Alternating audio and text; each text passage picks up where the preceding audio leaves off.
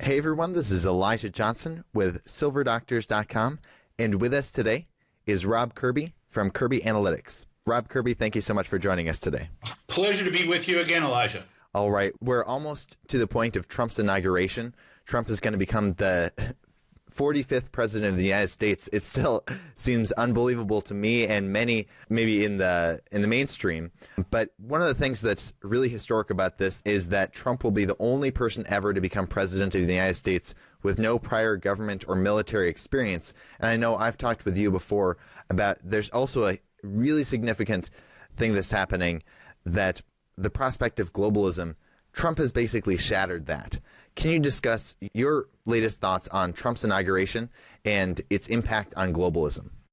The election of Donald Trump is a severe impediment or roadblock to the globalist plan, which just to reiterate, the globalist plan is one world government, one world currency, and one world religion, namely the worship of the state itself. Trump wants no part of that. Trump wants no part of America ceding its sovereignty to technocrats who are unelected and not responsible to anyone. Trump believes in basically American ideals, manifest destiny, and that Americans, make their own way in the world and are governed by themselves, as opposed to unelected global hacks. And all that being said, let's just hope that Trump does, in fact, make it to Inauguration Day, because we just learned yesterday that one of Trump's key advisors, Roger Stone, was poisoned over the holiday season. And it was revealed yesterday that Mr. Stone had ingested a substance called polonium. And what polonium is, it's a radioactive substance which is only accessible to state actors. There is no other state on the planet that would have this sort of animosity towards Roger Stone, who has written many books chronicling the wrongdoings and the criminal doings of the Clinton family.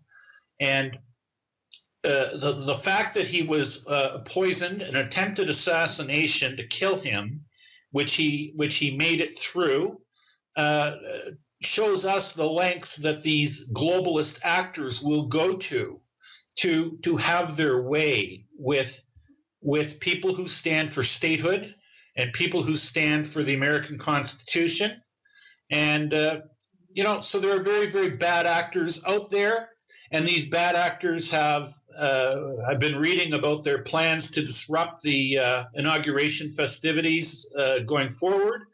And let's just hope that this inauguration comes off and there isn't a major disruption or a loss of life of any import. Now, what is your perspective on the blowback, as you were saying, Roger Stone, he's saying that he was poisoned, and you explained a lot about that.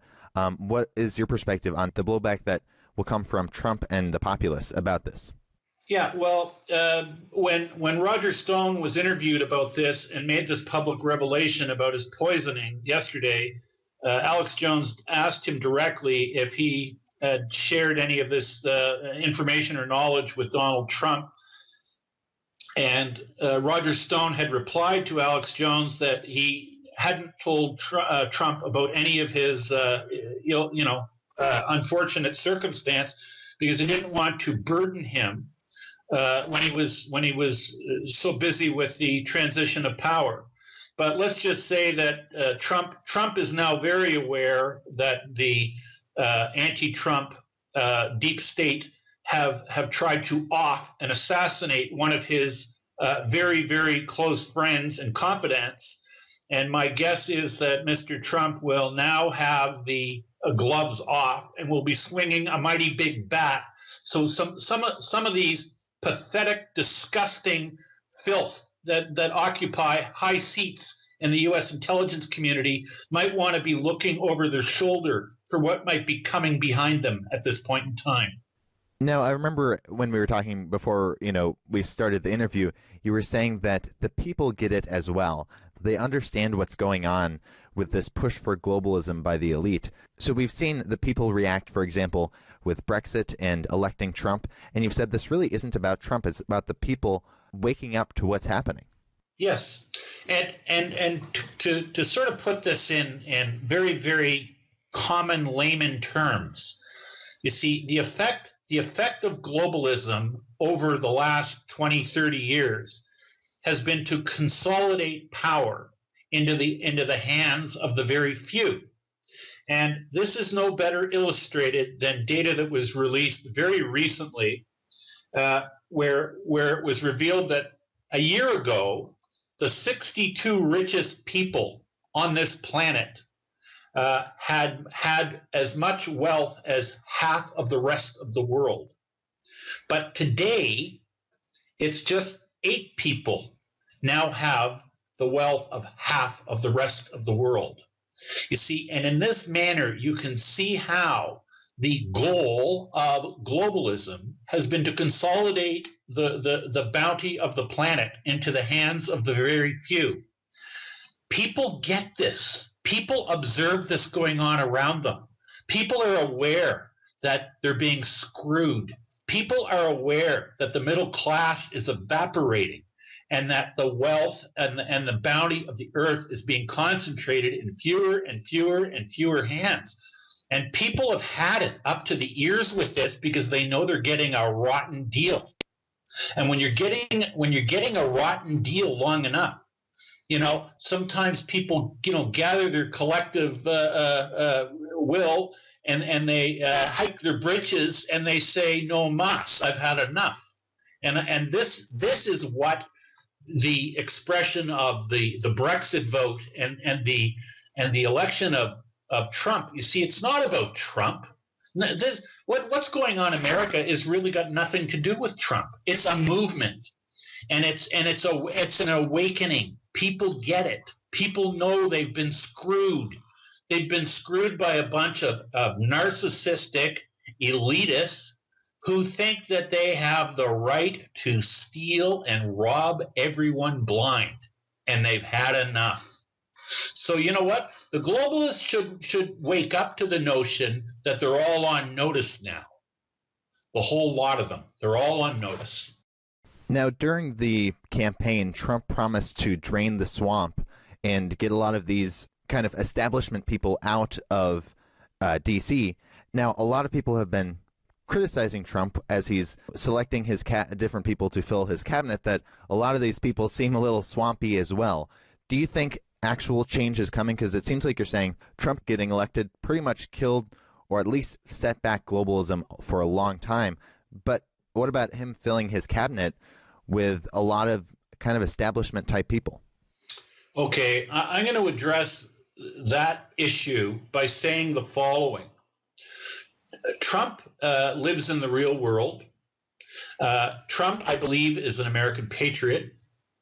But Trump also had to, and listen, some of the people that he's nominated, like his choice for Treasury, being a Goldman Sachs, ex-Goldman Sachs partner and alumni, makes me wince.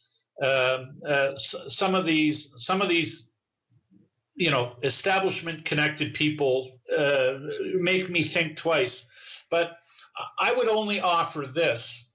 As I said to a friend back several weeks ago, when he was extremely disappointed with the nomination of a Goldman Sachs alumni to the Treasury post, I said to him, well, do remember that even Catherine Austin Fitts is an ex-Goldman Sachs employee many years ago. And, Catherine Fitts, being an ex-Goldman Sachs person, she was part of the Bush seniors administration, and she was the assistant secretary of HUD, Housing and Urban Development, and she uncovered $60 billion worth of fraud, which she tried to out in her department, and there were attempts made on her life for doing so.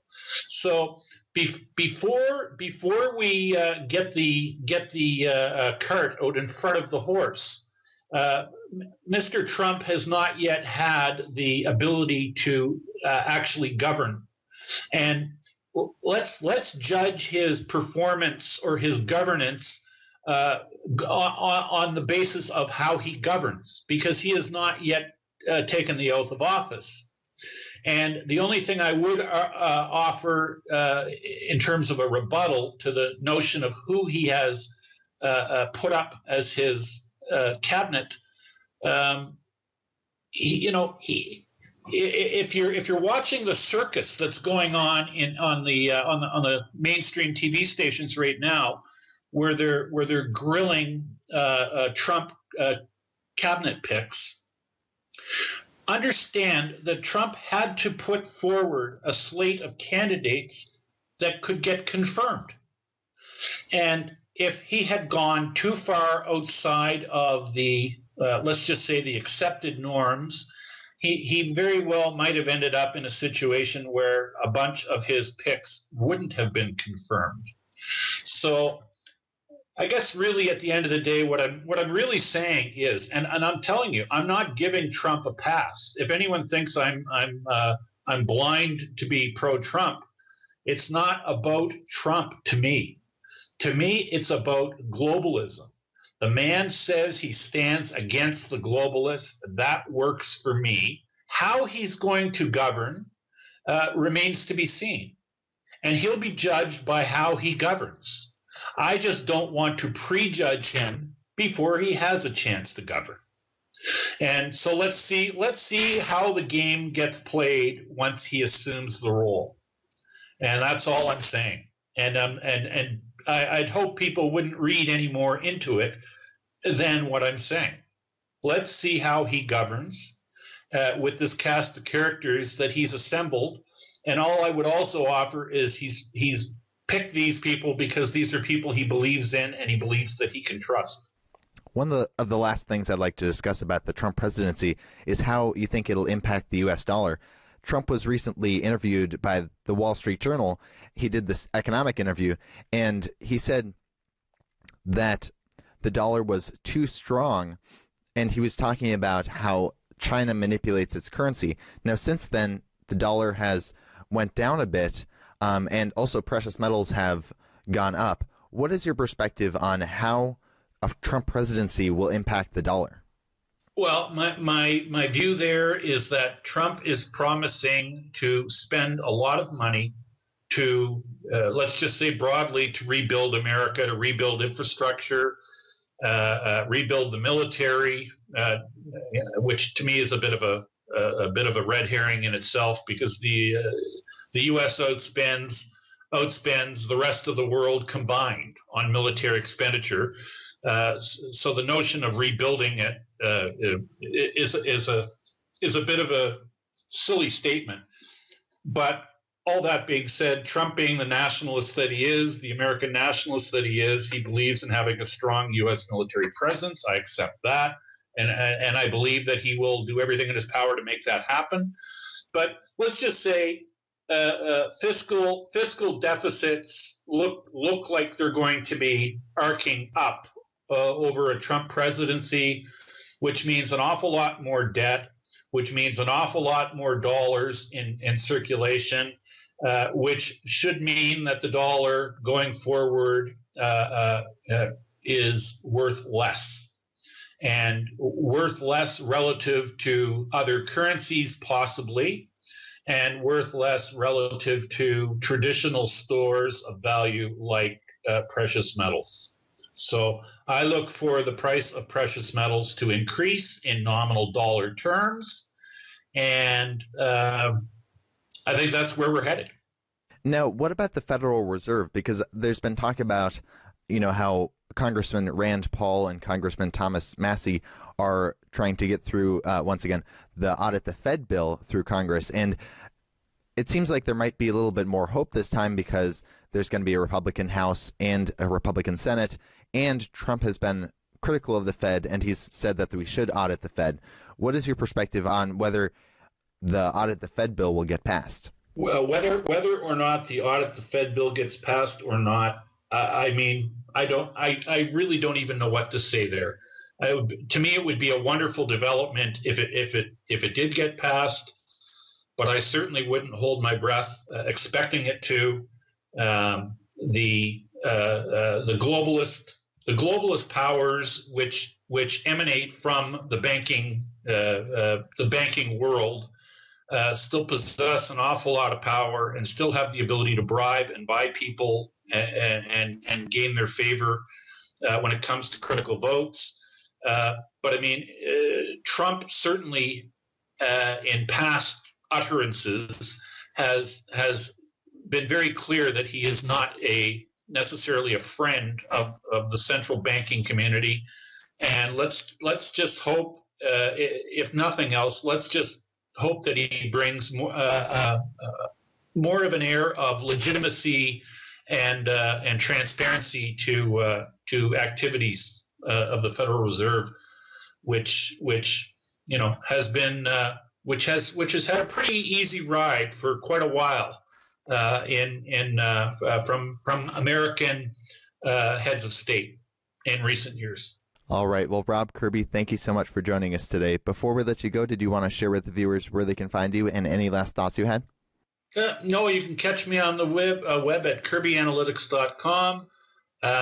Just want to say Happy New Year to everybody, and we should be in for, I think, a very interesting, if not unprecedented year. Definitely. Happy New Year to you too, and thank you so much for your time. My pleasure.